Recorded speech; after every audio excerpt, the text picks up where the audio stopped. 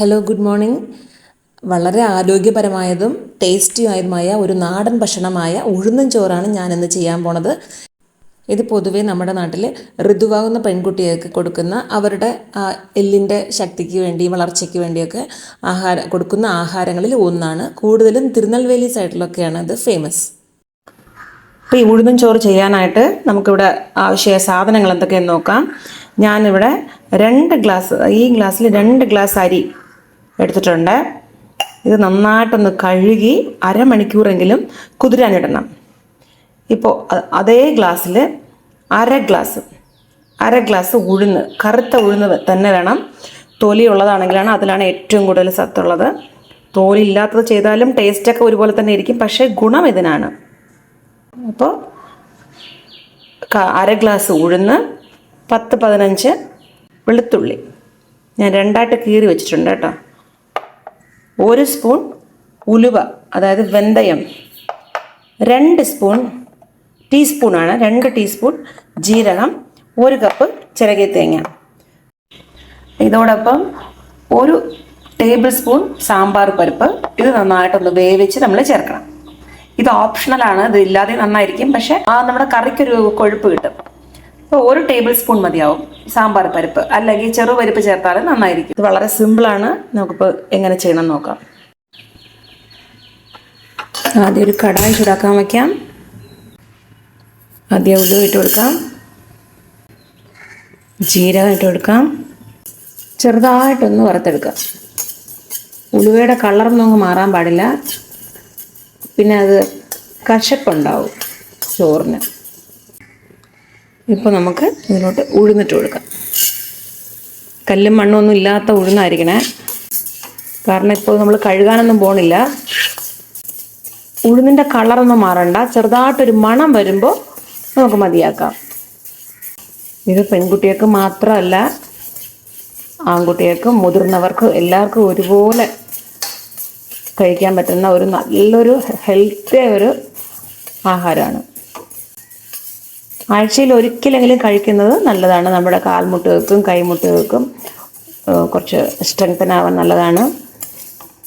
പിന്നെ പൊതുവെ ആടിമാസം അഥവാ കർക്കിടക മാസത്തിൽ ഇങ്ങനെയുള്ള ആഹാരങ്ങളൊക്കെ എല്ലാവരും ഉണ്ടാക്കി കഴിക്കാറുണ്ട്. കൂടുതലും ഫോളോ ചെയ്യുന്നത് തമിഴ്നാട്ടിലാണ്. ഉഴുന്നും ചോറ്, ഉലുവ ചോറ്, അതായത് ഉലുവ കളി എന്ന് നമ്മൾ പറയില്ലേ, ഉലുവ കുറുക്ക്. അപ്പം ഇങ്ങനെ ഇതൊക്കെ നല്ലതാണ്. പിന്നെ റാഗി കൊണ്ടുള്ള കളി, റാഗി കുറുക്ക്. അപ്പോൾ ഇതൊക്കെ നമുക്ക് കഴിക്കുന്നത് കൊണ്ട് കാൽഷ്യവും അയണും എല്ലാം കിട്ടും. അപ്പോൾ ഇത് പറഞ്ഞത് മതി. ഞാൻ സ്റ്റവ് ഓഫ് ചെയ്യാണ്. അപ്പോൾ നല്ല അടിഭാഗം നല്ല കട്ടിയുള്ള ഒരു പാത്രം വെച്ച് കൊടുക്കാം. ഞാൻ കുക്കറിൻ്റെ പാത്രം തന്നെയാണ് വയ്ക്കുന്നത്, പക്ഷെ കുക്കറിൽ അതിൻ്റെ ലിഡിട്ട് ചെയ്യാൻ പോണില്ല. കുക്കറിൽ ചെയ്യാം, പക്ഷെ എന്തോ ഇതിൽ ചെയ്യുന്നതാണ് അല്പം നന്നായി വരുമെന്ന് എനിക്ക് തോന്നുന്നു. പാത്രത്തിലോട്ട് നമുക്ക് ഇപ്പോൾ വറുത്ത് വച്ചിരിക്കുന്ന ഉഴുന്നിട്ട് കൊടുക്കാം. 1 ഗ്ലാസ് അരിക്ക് 4 ഗ്ലാസ് വെള്ളം എന്ന കണക്കിൽ വെള്ളം ഒഴിച്ചു കൊടുക്കാം.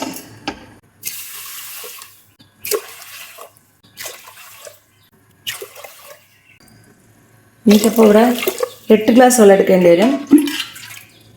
ഇത് 6 7 8 ഗ്ലാസ് വെള്ളം ഞാൻ ചേർത്തിട്ടുണ്ട്. 2 ഗ്ലാസ് അരിക്ക് 8 ഗ്ലാസ് വെള്ളമാകും. അപ്പോൾ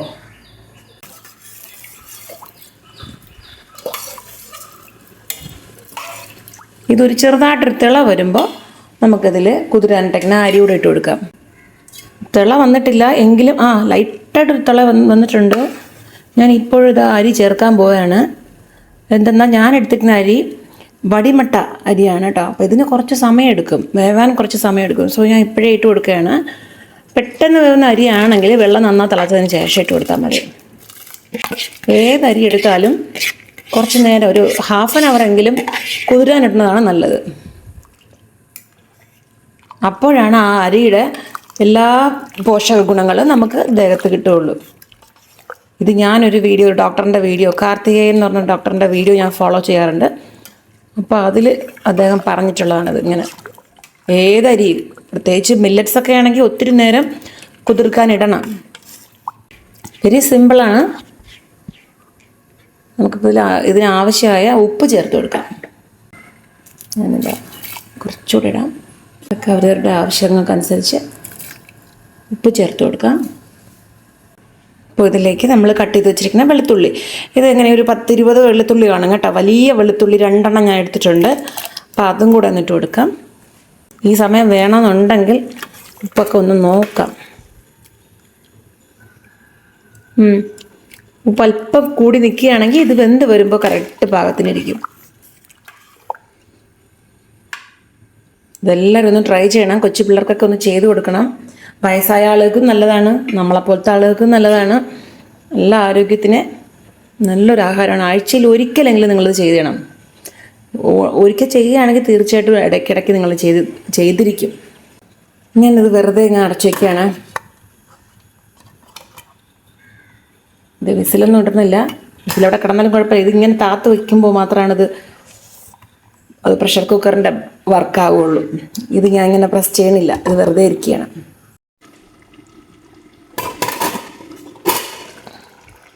ഇത് നന്നായിട്ട് വെന്ത് കിട്ടിയിട്ടുണ്ട്. ചോറും അതേ ഉഴുന്നും കുറച്ച് വെള്ളം കൂടെ ഉണ്ട്. അതും കൂടെ ഒന്ന് വറ്റുമ്പോൾ നമ്മുടെ ഈ ഉഴുന്നും ചോറ് റെഡിയാവും. നമുക്ക് ഈ സമയത്ത് ആ ചിരകിയ തേങ്ങ അവിടെ നിന്നിട്ട് കൊടുക്കാം. തേങ്ങ കൂടെ നല്ല ടേസ്റ്റ് ആയിരിക്കും കേട്ടോ.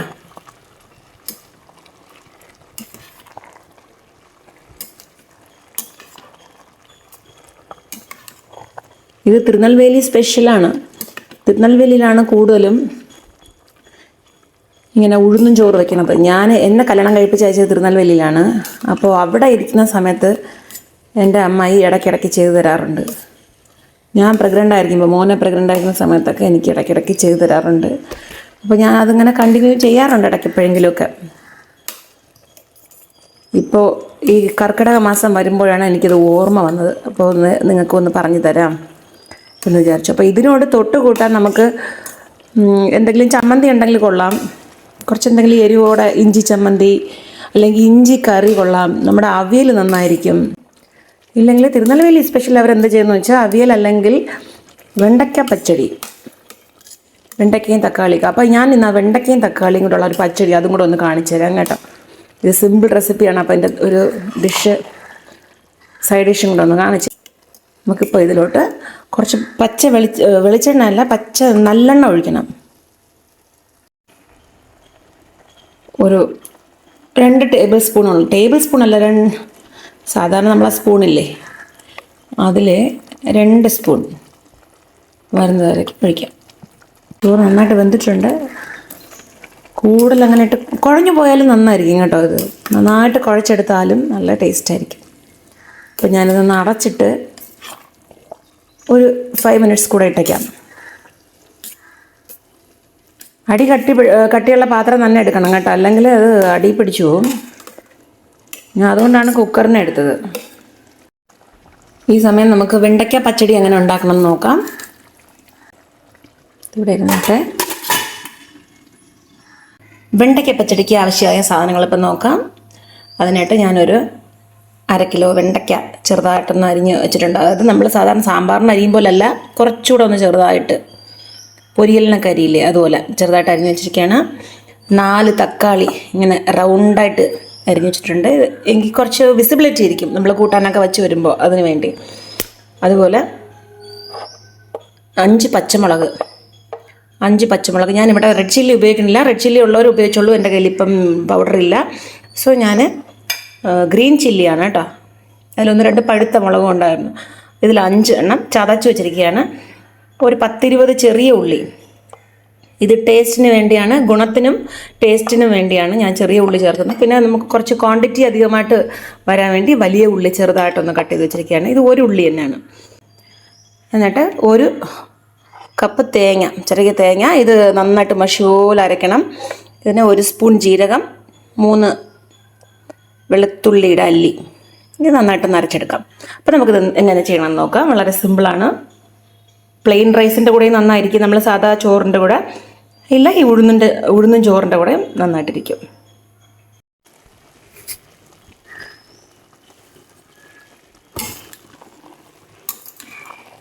ചോറ് കറക്റ്റ് റെഡി ആയിട്ടുണ്ട്.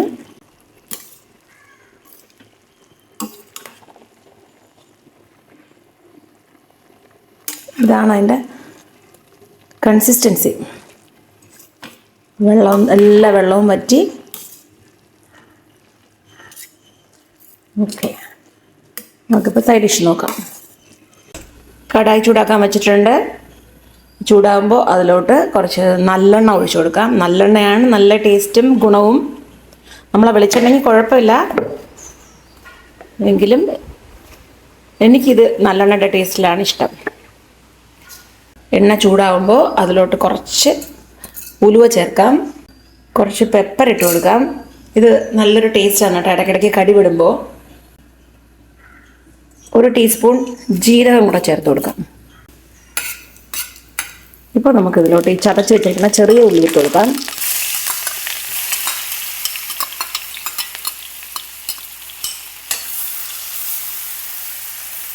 വലിയ ഉള്ളിയും ഇട്ട് കൊടുക്കാം.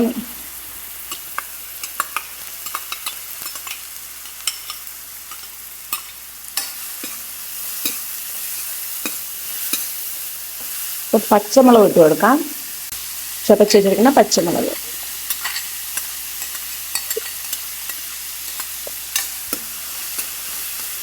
വറ്റൽമുളക് പൊടി ചേർക്കണമെന്ന് ആഗ്രഹമുള്ളവർ ഈ സമയത്ത് ചേർക്കണ്ട. 2 പച്ചമുളക് ചേർത്തതിന് ശേഷം പിന്നെ എരിപ്പിനനുസരിച്ച് അതിൻ്റെ ഇതെല്ലാം വറുത്ത് വരുന്ന സ്റ്റേജിൽ മുളക് പൊടി ചേർത്ത് കൊടുത്താൽ മതി. ഇതിലോട്ട് 2 കറിവേപ്പില ഇട്ട് കൊടുക്കാം.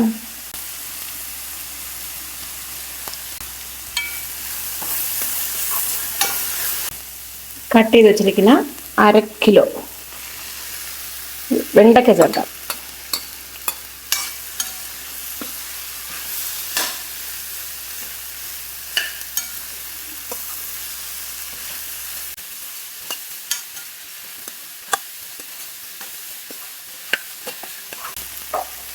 കറിക്ക് ആവശ്യമായ ഉപ്പ് ചേർത്ത് കൊടുക്കാം. മഞ്ഞൾപ്പൊടി ഇട്ട് കൊടുക്കാം. ഇതൊക്കെ നന്നായിട്ടൊന്ന് ഇളക്കി യോജിപ്പിക്കാം. അപ്പം നമുക്കിതിൽ തക്കാളി ഇട്ട് കൊടുക്കാം. കുറച്ച് ഇങ്ങനെ നമ്മൾ വറുത്തുകൊണ്ടിരിക്കുകയാണെങ്കിൽ ഇത് അടിക്ക് പിടിക്കാൻ ചാൻസ് ഉണ്ട്. സോ നമുക്ക് തക്കാളിയും കൂടി ഇട്ടൊന്ന് വഴറ്റിയെടുക്കാം. തക്കാളി ചേർക്കുകയാണ്. ചെറുതായിട്ട് അരിഞ്ഞിടാം, പക്ഷെ അത് തീരെ അങ്ങ് വാടി വരുമ്പോൾ ഒന്നും കാണില്ല. തക്കാളി അവിടെ ചേർത്തതായിട്ടേ അറിയില്ല. പക്ഷെ ഇങ്ങനെ തക്കാളി പുറത്ത് കാണുന്നത് നന്നായിരിക്കും കേട്ടോ. അതിന് എന്തായാലും വെന്ത് കുഴയാനാണ് പോകുന്നത്. ഇപ്പൊ തക്കാളിക്ക് പകരം നമുക്കിതിൽ മാങ്ങ വേണമെങ്കിലും ഇടാം. തക്കാളി മാങ്ങ രണ്ടും ഇല്ലെങ്കിൽ പുളി കുറച്ച് പിഴിഞ്ഞൊഴിച്ചു കൊടുക്കാം. ഇതെല്ലാം എനിക്ക് എൻ്റെ അമ്മായിയുടെ കയ്യിൽ നിന്ന് ഞാൻ പഠിച്ചതാണ് കേട്ടോ.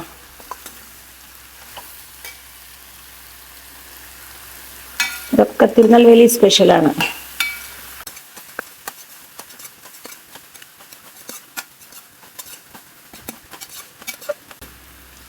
ഇപ്പം നമുക്ക് കുറച്ച് വെള്ളം ഒഴിച്ചു കൊടുക്കാം. നന്നായിട്ട് വെള്ളത്തിൽ കിടന്നങ്ങ് വെന്തോളും.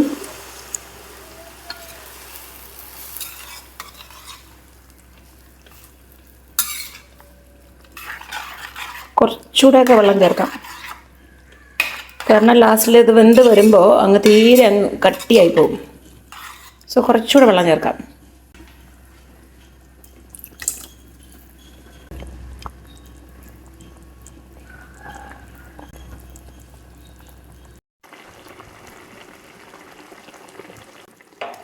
തക്കാളിയും വെണ്ടയ്ക്കൊക്കെ നന്നായിട്ട് വെന്ത് കിട്ടിയിട്ടുണ്ട്. നമുക്ക് ഈ സമയത്ത് വേവിച്ച് വെച്ചിരിക്കുന്ന പരിപ്പ് കൂടെ ഒന്ന് ആഡ് ചെയ്ത് കൊടുക്കാം.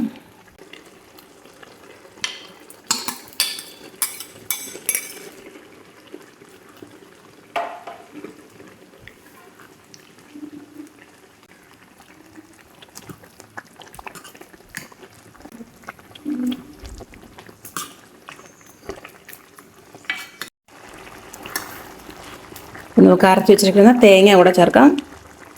തേങ്ങയുടെ ഒപ്പം വെളുത്തുള്ളിയും 1 സ്പൂൺ ജീരകവും, ഒരു 2 or 3 വെളുത്തുള്ളി പ്ലസ് ജീരകം, 1 സ്പൂൺ ജീരകം.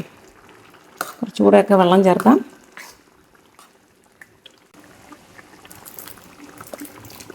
ഇതിന് താളിപ്പ് അങ്ങനെ കമ്പൽസറി ഇല്ല. പിന്നെ കുറച്ച് ടേസ്റ്റായിട്ടിരിക്കാൻ വേണ്ടി നമുക്ക് വേണമെന്നുണ്ടെങ്കിൽ ഒരു താളിപ്പിട്ട് കൊടുക്കാം. കടുകും കറിവേപ്പിലയൊക്കെ ഇട്ട് പൊട്ടിക്കാം. അങ്ങനെ ഇത് ചെറുതായിട്ടൊന്ന് തിള വരണം, അത്ര തന്നെയാണ്. ഞാൻ ചേർത്തത് നല്ല തിളപ്പിച്ചാറിയ വെള്ളമായത് കാരണം കുഴപ്പമില്ല. പച്ചവെള്ളമൊക്കെ ആണ് ചേർക്കണം എന്നുണ്ടെങ്കിൽ നന്നായിട്ട് തിളയ്ക്കണം. പൊതുവേ എല്ലാ കറികൾക്ക് ഞാൻ തിളപ്പിച്ചാറിയ വെള്ളം ചേർക്കും. അപ്പോൾ പെട്ടെന്ന് അങ്ങ് ആ ജോലി അങ്ങ് വേഗം നടക്കും. കൂട്ടാൻ പെട്ടെന്ന് കേട് വരില്ല. ഉപ്പും എരിവും ഒക്കെ ഒന്ന് ചെക്ക് ചെയ്ത് നോക്കണം.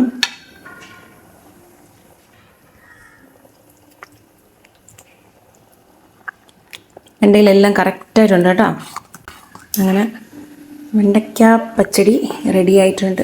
കാണാനും നല്ല ഭംഗിയായിട്ടുണ്ട് അല്ലേ?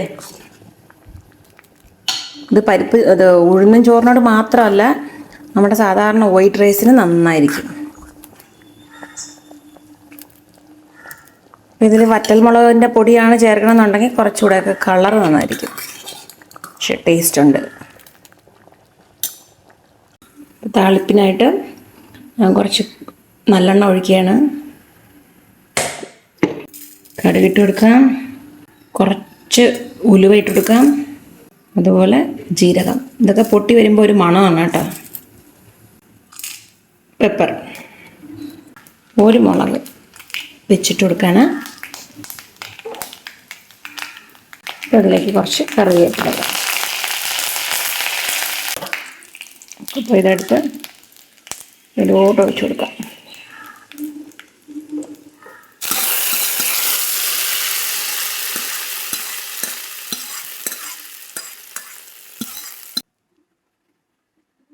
അങ്ങനെ അടിപൊളി വെണ്ടയ്ക്ക പച്ചടി റെഡി. എല്ലാവരും ഇതൊന്ന് ചെയ്ത് നോക്കൂ.